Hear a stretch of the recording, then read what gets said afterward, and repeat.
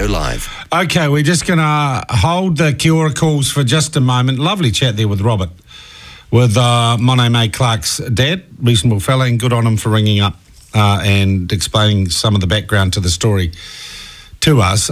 Most definitely, though, not an issue of really what was uncomfortable for Monet, but more a point of principle. Is it kind of a Luke Batterson point of principle, or is it a real point of principle, I wonder? Well, talking of principles and dirty politics and all that sort of stuff, many of you may never have understood the story in the first place. Many of you, and I am now almost at the point of confusion where my eyes glaze over.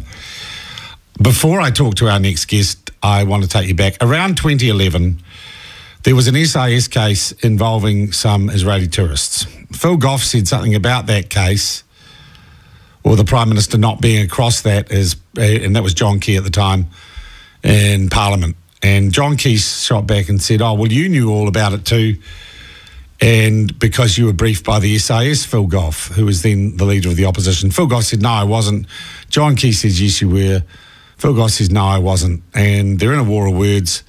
And then all these journalists start making Official Information Act requests for the briefings provided to John Key and to Phil Goff to see if he was telling the truth. And relatively quickly, well within the 20 days that it normally takes or more, Whale Oil, Cameron Slater, got an Official Information Act request, and some of these stolen emails and hacked emails between Cameron Slater and Jason Eade, who then worked in the Prime Minister's office, kind of imply that Cameron Slater was given very clear instructions on what to ask for, and that he got his Official Information Act request met or filled much quicker than anyone else. And a whole lot of journalists at the time were a bit upset about it, and it showed that Phil Goff had been briefed, and it was a bit of a hit on Phil Goff. Okay, there's where it was. And now, then the question was, did the Prime Minister know that Whale Oil, or had he been involved in that in any way? And he has been saying, no, I wasn't. And then Phil Goff came up with some, this is just in the last week, then Phil Goff comes up with some papers say, here is a letter from Warren Tucker, the head of the SIS, saying that he's briefed the Prime Minister. Then the Prime Minister came back and said, I was on holiday. How could I have been briefed? I wasn't even there. And then today, someone finds an old Prime Ministerial press conference from 2011 when he says, I was briefed. But he, as he said yesterday, he said, sometimes I'm briefed. That just means my office is briefed.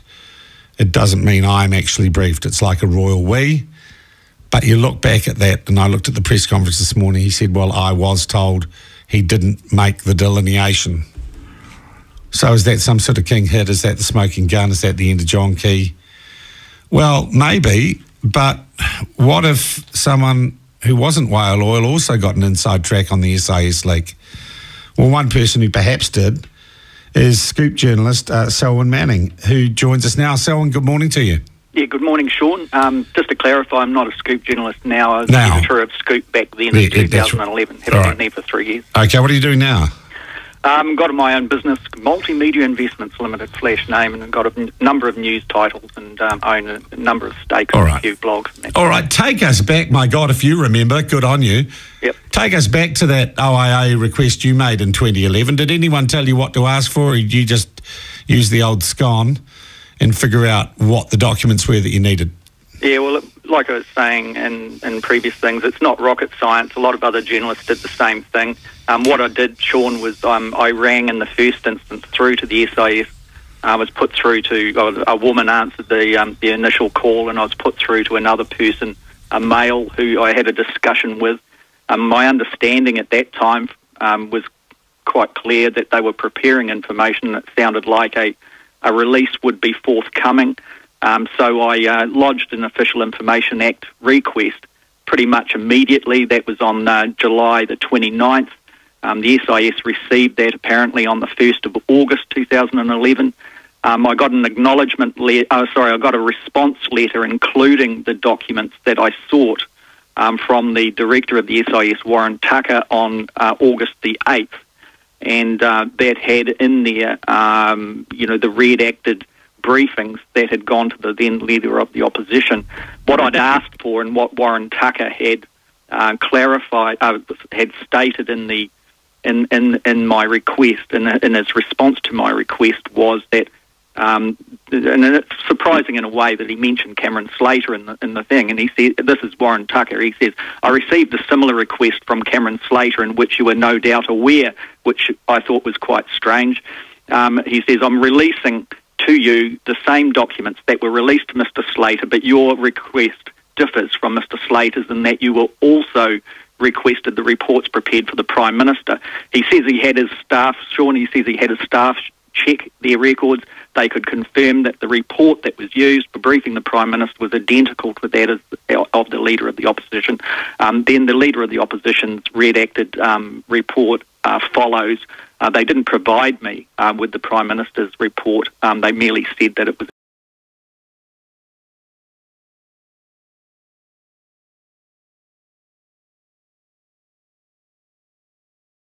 identical. What I was trying to do there was quite clear, and you probably pick up exactly yourself. Yeah, you were just trying to say that Phil Goff did know exactly what the Prime Minister knew, yeah. Yeah, so what I was wanting to do is, if I could get both, even if they were redacted, so I could put them on the desk and you'd get an idea of the proportions of what's blacked out, whether or not it's the same or not. Okay. Kind of unusual to say someone else has asked for something and identify them, eh? It is very unusual. I mean, people I've spoken to in the public service about this, they at the time, they raised eyebrows and said, it's very, very, very rare for anybody to be alerted, even another department to be alerted as to who the actual other requesters are. Yeah.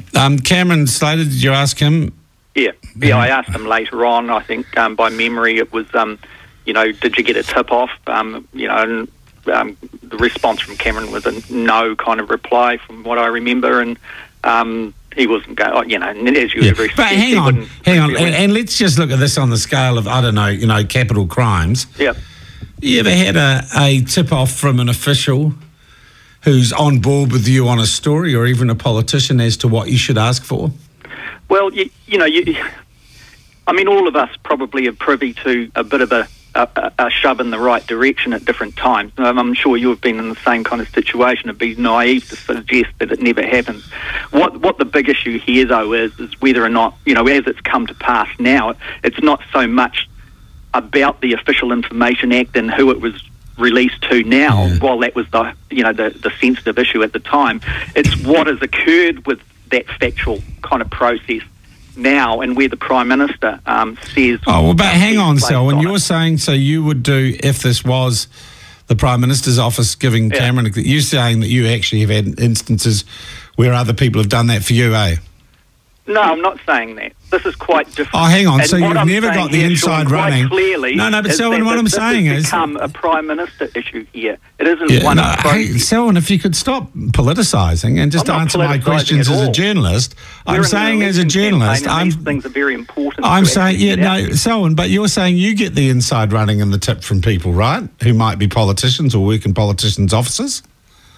Not saying that I got a tip-off in any... No, not in relation to this, but in relation to other things. You know that. That's how you work at contact. You've worked around the political realms before. You know that a politician will say to a journalist, there's this issue, blah, blah, blah. That's what I'm saying here. I'm not saying I've been tipped off to put I have never... I'll put it on the record. I have never been tipped off to put in an Official Information Act request in on any issue. But journalists receive... they'll get, politicians trying to lobby let's put aside whether or not the Prime Minister's involved in this. Well, that's a big issue. Sure. Well, no, because it's not in the context in which I'm asking you the question, Selwyn. In the context I'm asking you the question, let's put aside whether or not we're in the middle of an election campaign, whether or not it's John Key. Well, that's very convenient. Well, no. Well, boy, you seem to have some skin in the game politically here, Selwyn. So I'm just asking the question, let's put that aside. As a journalist, whether he is or not by court definition, isn't Cameron Slater just doing what all journalists do? Well, that all depends on what you're going to do with it, isn't it? You know, Not necessarily, if you've got a situation where you're thinking, okay, I'm going to do a hit on this particular person, so therefore I'm going to construct the information to actually make that possible. Well, that's quite different to where a journalist would be coming from and saying, would you call okay, Nicky Hager's book a I hit, want to get the Selwyn? information out so I can actually lay one document side by side to see what the truth of the matter is. But Selwyn, would you call Nicky Hager's book a hit? Well, you can call it whatever you like. That's your words. It's not mine. Yeah. Okay, Selwyn, but what you're telling us is Cameron Slater wasn't the only person who got the inside running on this OIA request or got a more rapid than normal response. Well, that all depends on how you actually distill what you mean by that. I didn't get the inside running on anything. I put in an official information. But you got a surprisingly rapid response. And I wonder why that's the case. Was it to legitimise the release to the hit? I see what you mean. Putting it out this way. Yeah, or... But the other thing I got a hint of watching one of the TV news things last night was maybe Warren Tucker had a bit of skin in this game because he felt like Phil Goff had called him a liar. Well, that's how I felt at the time. I thought what has caused the turnaround at the time, this is my impression, that the SIS itself was feeling that it had been politicised and drawn into a political game. And Warren Tucker, who had a reputation of being pretty sound and straight, was making sure that that was cleaned up as soon as possible. That's how I saw it. And that's how you read it at the time. Yeah. Now, that doesn't stop all of this. That is, and it is in the public interest, in my view, as a journalist, Sean, and I'm sure you see this part, to really thoroughly examine what the Prime Minister's position is on this. We are in an election campaign and the truth does matter. Yeah. Do you want to know who's leaking all these emails? Who stole them? I'm not really too interested, more interested in the data. Gee. Okay, it doesn't matter where it comes from as long as it came from someone. Selwyn, I thank you very much for your time. Cheers. Selwyn Manning from, what's his new outfit called? Oh gosh, I've forgotten. It's some media thing. But he got the stuff from the SIS really quickly back in 2011 too. It's 9 minutes to 10 on Radio Live.